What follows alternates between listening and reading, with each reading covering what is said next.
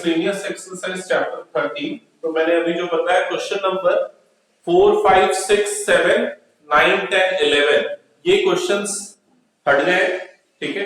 बाकी questions complete कर cover करना है हम लोगों को। सबसे पहले देखते हैं क्वेश्चन नंबर 1। तो क्वेश्चन नंबर 1 है A and B are two events such that probability of A is not equals to 0। So आपको क्या करना है क्वेश्चन नंबर 1 में probability of A is not equals to 0 और आपको फाइंड करना है probability of B given A। ये आपको फाइंड करना है।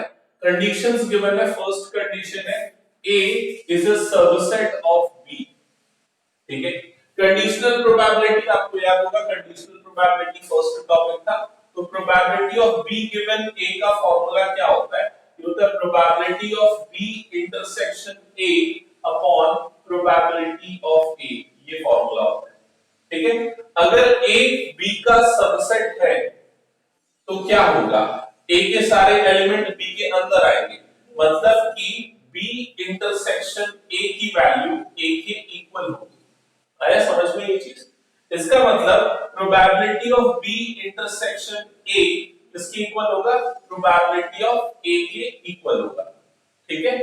इसका मतलब इसको हम यहां पर पुट कर देंगे तो ये क्या हो जाएगा? Probability of A upon probability of A। तो ये वाला वैल्यू क्या आ जाएगा? 1। आया समझ में ये?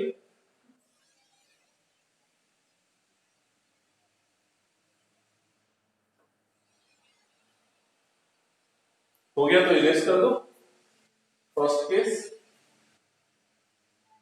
सेकंड केस देखो क्या लिखा है, क्या लिखा है पढ़ना है। A intersection B is equals to 5। Second है A intersection B is a null set, या A और B म्यूचुअली एक्सक्लूसिव इवेंट्स है। मतलब probability of A intersection B क्या होगा? क्या होगा? 0 होगा। तो probability of B given A ये होता है probability of B intersection A upon probability of A। तो numerator 0 upon probability of A, तो आंसर क्या आ जाएगा? 0। समझ पाए? सिंपल 1 मार्क्स के लायक क्वेश्चन है। इरेज करो। नेक्स्ट आते हैं क्वेश्चन नंबर 2 पे। तो क्वेश्चन नंबर 2 है A couple has two children। A couple has two children। अब इसके बाद पार्ट्स में है क्वेश्चन। फर्स्ट पार्ट है find the probability that both children are male if it is known that at least one of the children is a male। तो सबसे पहले हम सैंपल स्पेस बना लेते हैं। अगर फैमिली में 2 चिल्ड्रन है तो सैंपल स्पेस क्या बनेगा? बी बी हो सकता है, दोनों बॉय है, बी जी, जी बी या फिर जी जी। समझ में आई चीज? ये सैंपल स्पेस होगा। अब फर्स्ट पार्ट में क्या बोल रहा है आपको? फर्स्ट पार्ट में आपको बोल रहा है find the probability that both are male. Both are male, इस चीज की प्रोबेबिलिटी निकालनी है। और क्या गिवन है? It is known that one of the children is male, ठीक है। तो 2 इवेंट्स हम यहां पर डिफाइन करेंगे। फर्स्ट इवेंट E लेता हूं, ठीक है, जिसकी आपको प्रोबेबिलिटी निकालनी, बोथ आर मेल, ठीक है। और इवेंट F जो कि आपको गिवन है, क्या गिवन है? One of them is male, ठीक है। So one of them is male, ठीक है। प्राची ये डोर क्लोज कर लोगे क्या?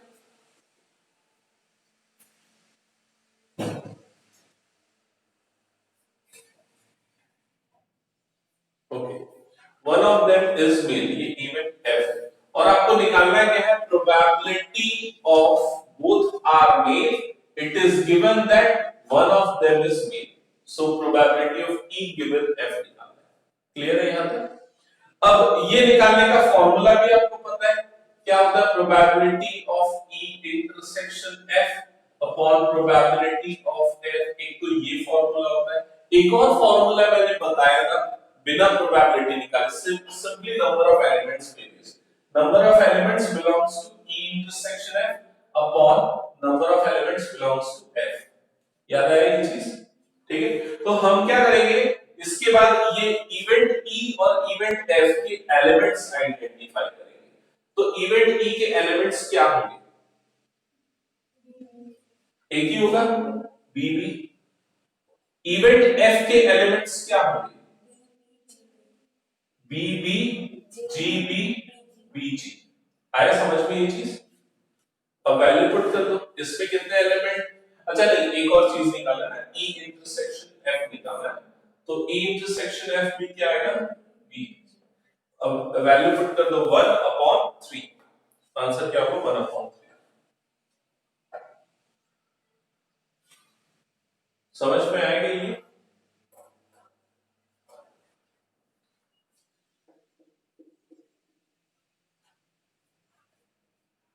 ओके, सेकंड पार्ट पे आते हैं। तो सेकंड पार्ट में अब क्या गिवन है? सेकंड पार्ट में बोल रहा है find the probability that both children are female if it is known that elder child is a female।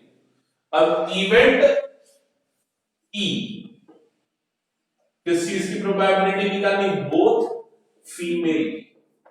Event F जो गिवन है, given that elder is female, so elder is female. तो same process है, probability of E given F, formula यही वाला use होगा, number of elements belongs to E intersection F upon number of elements belongs to F। तो event E के elements event F के elements और E intersection F के elements, ये सब आपको फाइंड करने पड़ेंगे। E के एलिमेंट क्या होगा? A के एलिमेंट्स होगा GG। इवेंट F के एलिमेंट्स क्या होगा? GG, GB। GG and GB, GG and GB। समझ में आया? और E इंटरसेक्शन F का भी क्या हो जाएगा? GG। तो आंसर क्या आ जाएगा? 1/2। क्लियर है ये चीज? ओके, इरेज कर रहा हूं।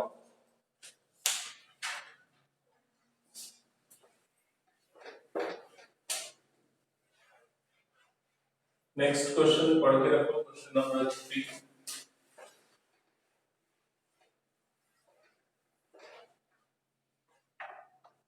क्वेश्चन पढ़ना Ananya.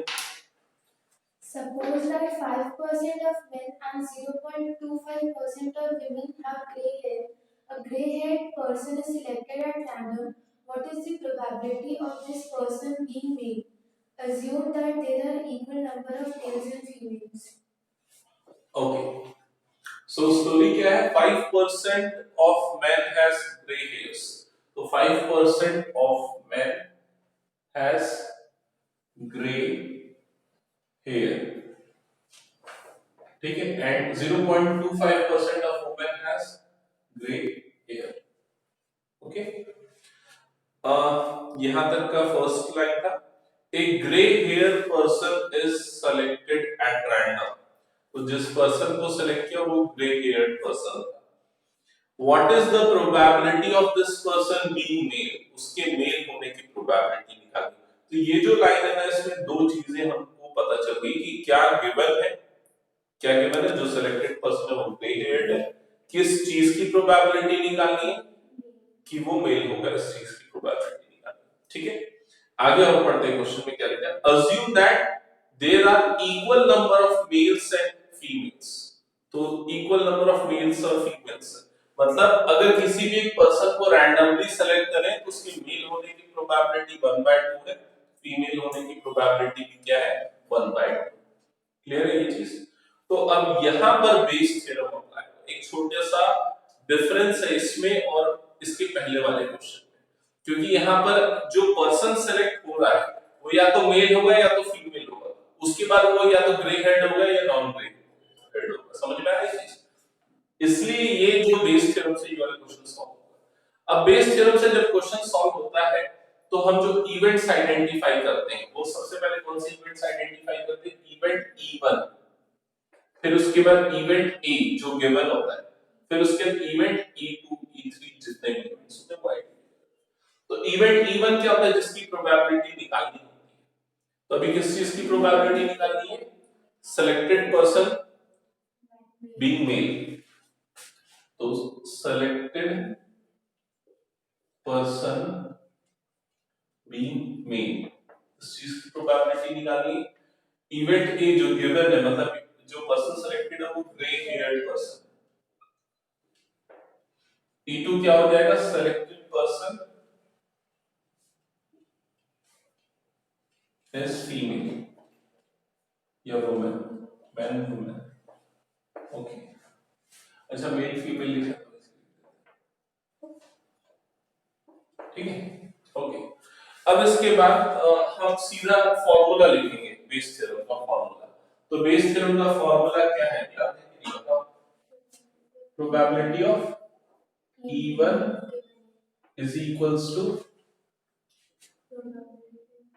E1 into probability of A given E1 divided by probability of E1, probability of A given E1 plus probability of E2 into probability of A given E2। याद है ये फॉर्मूला? जो denominator है वो सब निकालना है। तो probability of E1, probability of E2, probability of A given E1, probability of A given E2।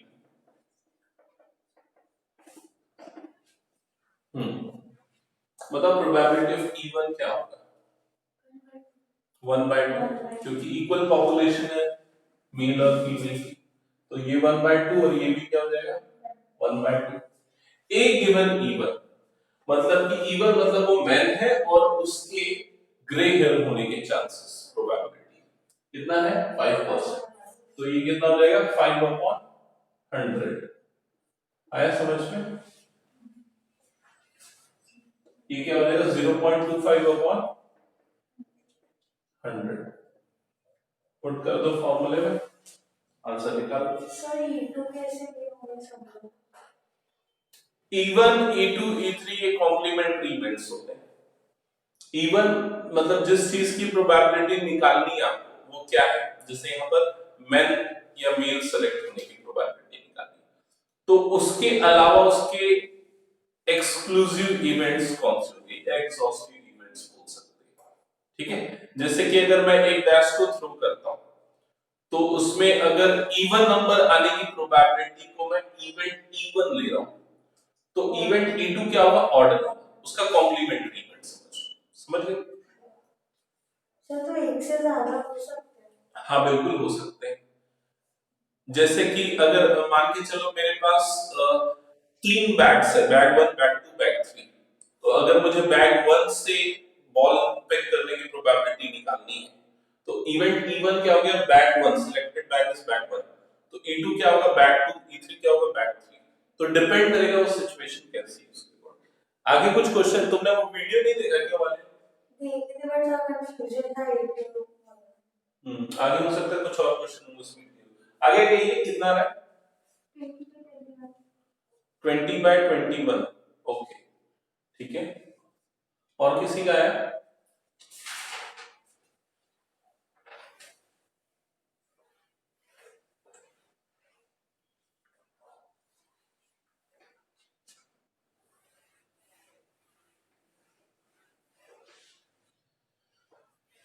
ये फॉर्मूला मैं अभी ऐसे ही लेकर रहने देता हूँ, यूज होगा।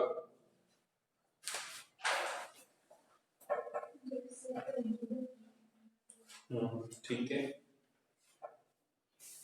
अब क्वेश्चन 4, 5, 6, 7 नहीं है तो क्वेश्चन नंबर 8 है। 8 क्वेश्चन देख लेते हैं क्या है।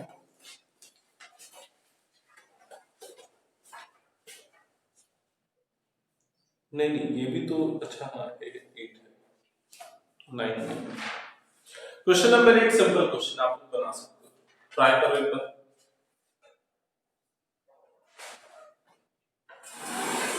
ये कई बार क्लास 10th के एग्जाम्स में भी आपने फेस किया होगा इस टाइप के क्वेश्चन।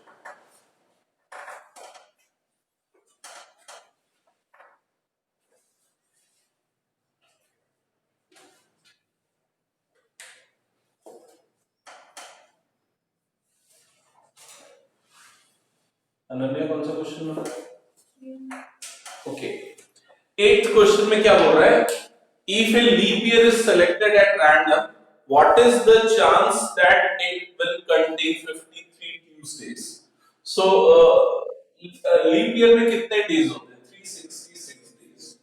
जब आप इस 366 को 7 से डिवाइड करोगे तो ये कितने टाइम्स में जाएगा? 52 टाइम्स में जाएगा।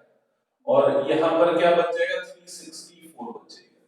ठीक है, मतलब रिमाइंडर क्या आएगा? मतलब 52 कंप्लीट वीक्स होते हैं और 2 दिन एक्स्ट्रा होते हैं। तो वो 2 दिन जो है वो कोई से भी 2 दिन हो सकते हैं, लेकिन वो सीक्वेंस में होंगे।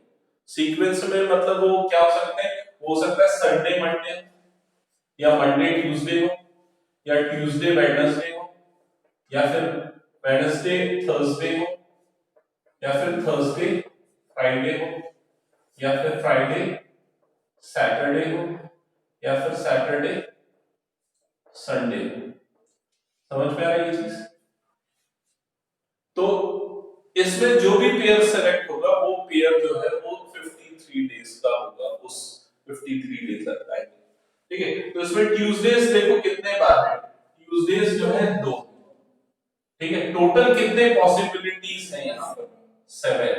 तो फेवरेबल आउटकम 2 और पॉसिबल आउटकम 7। तो आंसर क्या होगा? 2/7।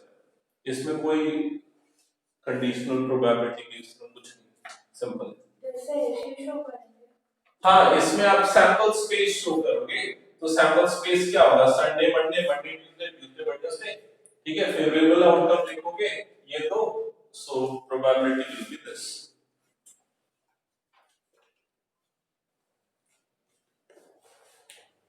यूजुअली ऐसा क्वेश्चन में आएगा तो 1 मार्क का ही आएगा। ओके, नेक्स्ट क्वेश्चन पे आते हैं। तो नेक्स्ट है क्वेश्चन नंबर 12। क्वेश्चन नंबर 12 देखो। क्वेश्चन 12 है, suppose we have 4 boxes A B C D containing colored marbles as given below। एक टेबल बना हुआ है, 4 मार्बल्स है, 4 बॉक्सेस है A B C D और 3 कलर की मार्बल्स है। One of the boxes has been selected at random and a single marble is drawn from it। एक बॉक्स सेलेक्ट किया, उसमें से एक मार्बल निकाला। If the marble is red, जो मार्बल निकली वो red, what is the probability that it was drawn from box A, box B, box C? बताओ ये क्वेश्चन कौन से मेथड से बने? मल्टीप्लिकेशन।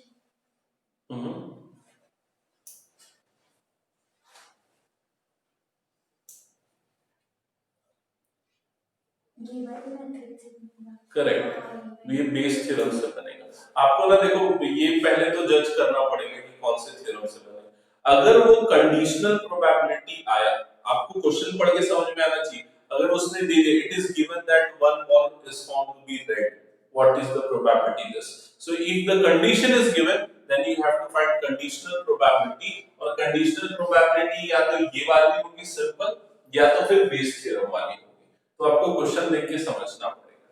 ठीक है, तो यहां पर आपको कंडीशनल प्रोबेबिलिटी निकालना बेस थ्योरम से बनेगा।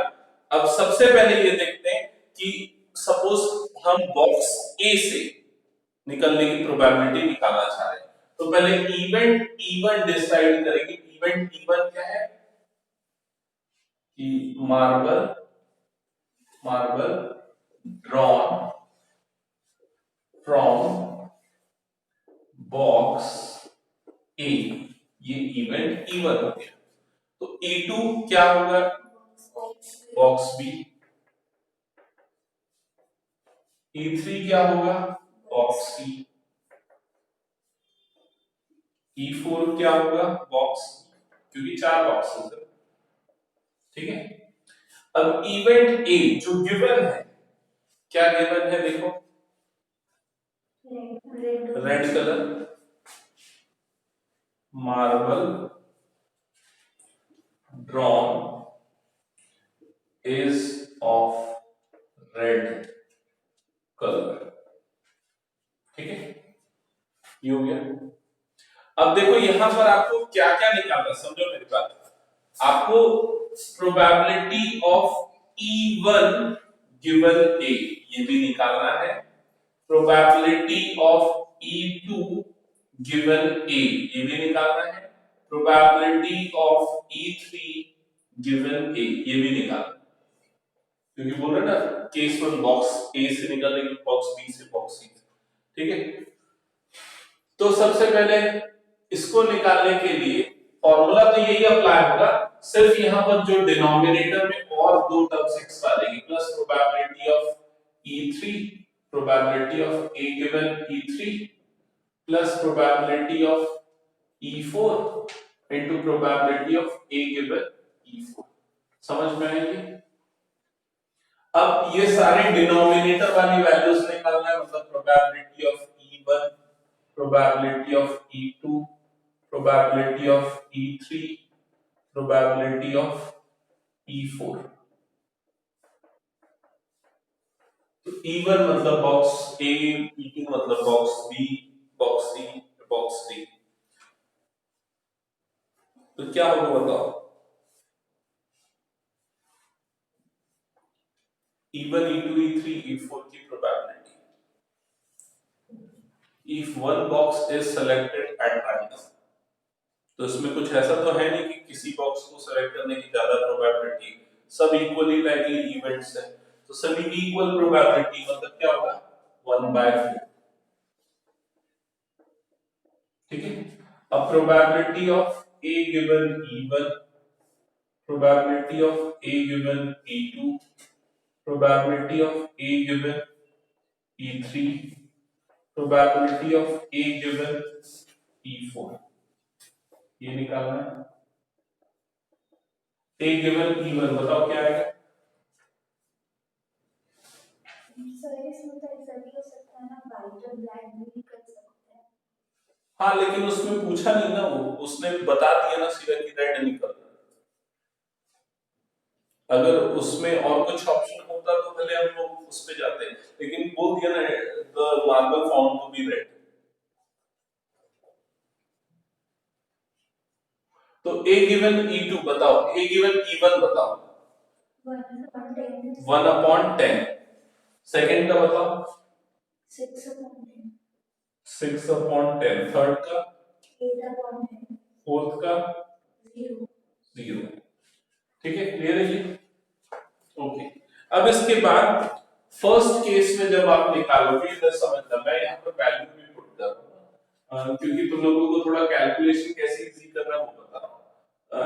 E1 गिवन A ये आपको निकालना है। जब आप वैल्यू पुट करोगे तो देखो न्यूमरेटर में क्या आएगा, प्रोबेबिलिटी ऑफ E1 मतलब 1/4, फिर A गिवन E1 मतलब 1/10। Correct correct. तो 1/4 नीचे में सब में आएगा तो कॉमन निकाल के काटना है, ठीक है। तो 1/4/1 into 1/10, फिर डिनोमिनेटर में जो भी आएगा 1/4 into 1/10 plus 1/4 into 6/10 plus 1/4 into 8/10 plus वो तो जीरो हो जाएगा लास्ट वाला, लास्ट वाले को लिखने की जरूरत नहीं। 1/4 कट जाएगा कॉमन निकल के, तो यहाँ पर क्या बचेगा 1/10 अपॉन ये हो जाएगा, ये आ जाएगा 15/10। हाँ तो आंसर कितना हो जाएगा 1/15। समझ में आई? अब इधर ध्यान देना, जो सेकंड पार्ट है, सेकंड पार्ट में क्या निकालना है, E2 गिवन A, इसका और है ना probability that it is selected from box B, तो E2 गिवन A, तो इसमें बस क्या चेंज होगा, ये E2 हो जाएगा, तो न्यूमरेटर में ये E2 हो जाएगा, तो यहां पर ये E2 हो जाएगा। आया समझ में? तो जो न्यूमरेटर वाला पार्ट है वहां पर 1/4 into 1/10 की जगह यहां पर क्या आ जाएगा 6/10 आ जाएगा, तो ये भी 6/10, तो आंसर क्या आ जाएगा 6/15, सेकंड पार्ट का आंसर। ठीक है। थर्ड पार्ट का क्या होगा आंसर बताओ? 8/15।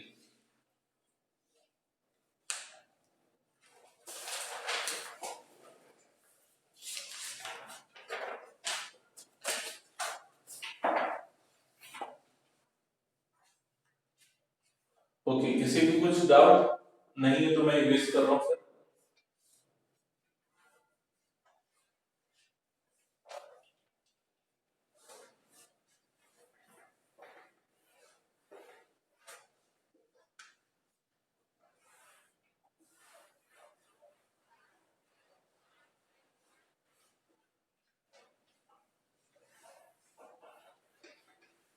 ओके, नेक्स्ट क्वेश्चन पे आते हैं। Question number 13। क्वेश्चन पढ़ना है। Assume that the chances of a patient having a heart attack is 40%. It is also assumed that a meditation and yoga course reduce the risk of heart attack by 30% and prescription of certain drugs reduces it by 25%. At a time, a patient can choose any one of the two options with equal probabilities. It is given that after going through one of the two options, the patient selected at random suffers a heart attack. Find the probability that the patient followed the course of meditation over the first one. हाँ, इसमें first वाला method okay. नहीं, इसको question को first वाला method use होगा जब एकदम सिंपल क्वेश्चन होगा। ये जैसे कॉम्प्लेक्स लिखे ना बहुत सारे प्रोबेबिलिटी, तो कभी भी फर्स्ट वाला यूज नहीं होगा। वो जब डायरेक्ट क्वेश्चन गिवन होते हैं ना, तब ज्यादातर फर्स्ट वाला क्वेश्चन यूज होता है। और कैसे पता चलता है फर्स्ट वाला? जब आपके पास एक से ज्यादा मल्टीपल ऑप्शंस होते हैं। जब मल्टीपल ऑप्शंस के अंदर ऑप्शंस होते हैं, जैसे कि इस केस में क्या है, हार्ट अटैक होना नहीं होना, और अगर हार्ट अटैक होना तो उस केस में मेडिटेशन लेना या फिर वो लेना, क्या ड्रग लेना। तो ये ऑप्शंस के अंदर ऑप्शंस वाला जब कैटेगरी आता है, तब वहां पर ये बेस थ्योरम अप्लाई होता है। तब यहाँ ये सिंपल मेथड से नहीं बनता। हाँ, ये भी बेस थ्योरम से बनेगा। वो कैसे पता चलता है? अगर तुम लोगों को वो फंडामेंटल याद होगा, जब मैंने बताया था टोटल प्रोबेबिलिटी का डेरिवेशन और कुछ कुछ इस तरह का बताया था। तो जो सैंपल स्पेस होता है वो ऐसे बहुत सारे पार्ट्स में डिवाइडेड होता है, फिर उसमें एक ही गिवन प्रोबेबिलिटी होती है। तो जब ये ऑप्शन के अंदर ऑप्शन वाला कैटेगरी, मतलब एक सैंपल स्पेस के अंदर जो उसके सबसेट है उसका एक सबसेट, तो वो इमेजिन करोगे, क्वेश्चन को पढ़ोगे तो थोड़ा क्लियर होगा। या एक शॉर्टकट ये भी है, अगर 5 मार्क्स का क्वेश्चन आया मतलब बेस थ्योरम से बनेगा, ठीक है? वो इसमें तो देगा नहीं। ओके, तो क्वेश्चन है क्या बोल रहा है, एक बार मैं आराम से एक्सप्लेन कर रहा हूं। assume that the chances of a patient having a heart attack is 40%। मतलब हार्ट अटैक आने की प्रोबेबिलिटी 40% है। अभी मैं इसमें रेफर कर रहा हूं ना, हार्ट अटैक की प्रोबेबिलिटी है 40%, ठीक है? It is also assumed that meditation and yoga course reduces the risk of heart attack by 30%। अगर कोई योगा या मेडिटेशन करता है तो हार्ट अटैक की पॉसिबिलिटी 30% से रिड्यूस हो जाती है। अब यहां पर देखो एक ट्विस्ट है, अगर किसी पर्सन को हार्ट अटैक होने वाला है और अगर वो योगा करता है तो वो 30% से रिड्यूस हो जाएगी। मतलब जो हार्ट अटैक का चांस है, chance of heart attack when doing yoga, वो कितना हो जाएगा? पहले 0.4 था, पहले 0.4 था ना 40%, लेकिन अब वो रिड्यूस हो गया 30% से। मतलब वो कितना हो गया? 0.4 माइनस 30% ऑफ 0.4। क्या ये समझ में आया? पहले चांस 0.4 था, 30% से रिड्यूस हो गया, तो ये हो गया। इसका मतलब हम इसको ये भी लिख सकते हैं 0.4 into 0.7। आ रहा है समझ में ये चीज? डायरेक्ट माइनस नहीं कर सकते, और डायरेक्ट माइनस कैसे कर सकते? 40 माइनस 30%। नहीं, वो तो गलत हो जाएगा ना। उसके 30% से रिड्यूस हुआ है ना, जितना चांसेस था उसके। तो ये फर्दर सिंपलीफाई करोगे तो ऐसा कुछ आएगा, ये वैल्यू हो जाएगी 0.28। आया समझ में? Calculation clear? अब आगे ये बोल रहा है क्वेश्चन में, and prescription of certain drug reduces its chance by 25%। तो हार्ट अटैक का chance when taking some prescribed drug, the chances of heart attack reduces by 25%। ठीक है, मतलब ये कितना हो जाएगा, 0.4 का 75% हो जाएगा, ये समझ सकते हैं, है कि नहीं? तो ये कितना हो जाएगा 0, हाँ 0.4 इंटू 0.75, कैलकुलेशन करो बताओ कितना है, 30, 0.3 आएगा मेरे ख्याल से, चेक करना।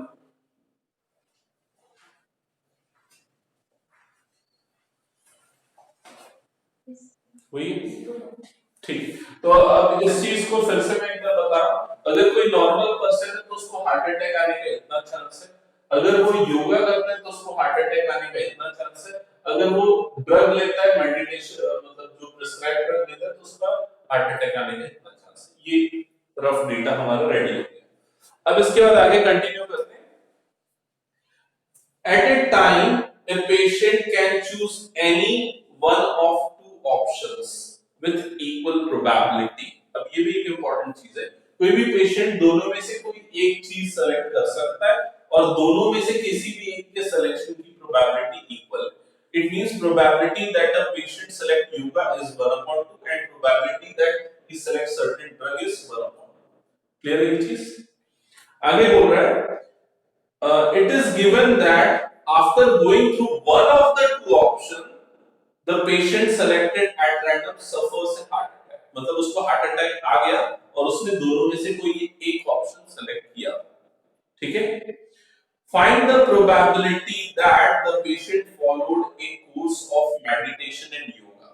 तो उसने मेडिटेशन एंड योगा किया, इसकी क्या प्रोबेबिलिटी? स्टोरी क्लियर हो गई आप लोगों को? तो आपको किस चीज की प्रोबेबिलिटी निकालनी है, उसको हम इवन लेंगे। आपको निकालना है कि patient chooses meditation and yoga, इस चीज की प्रोबेबिलिटी निकालनी है। तो इवेंट A2 क्या होगा? Drug prescribe E2। ए क्या होगा? A, event A suffers heart attack, उसको हार्ट अटैक आ गया, सफर्स हार्ट अटैक। ठीक है, आपको पता है क्या क्या चीजें निकालनी, ये चार चीजें निकालनी है। Probability of E1, probability of E2, probability of A given E1, probability of A given E2। तो प्रोबेबिलिटी ऑफ E1 E2 1/2 1/2 होगा, क्योंकि दोनों में से किसी भी एक को चूज करने की इक्वल प्रोबेबिलिटी ये क्वेश्चन में लिखा हुआ है। ठीक है, ए गिवन E1 मतलब उसने मेडिटेशन लिया और उसको हार्ट अटैक आया। तो अगर कोई मेडिटेशन करता है तो उसके हार्ट अटैक का चांस कितना है, ये भी हमने कैलकुलेट किया 0.28। तो ये हो जाएगा 0.28 और ये हो जाएगा 0.3। ठीक है, दैट्स इट। आंसर पुट कर दो उसमें और आंसर मिल जाएगा। 1/2 1/2 कॉमन निकल के कट जाएगा, तो ये बचेगा 0.28 अपॉन 0.28 प्लस 0.3।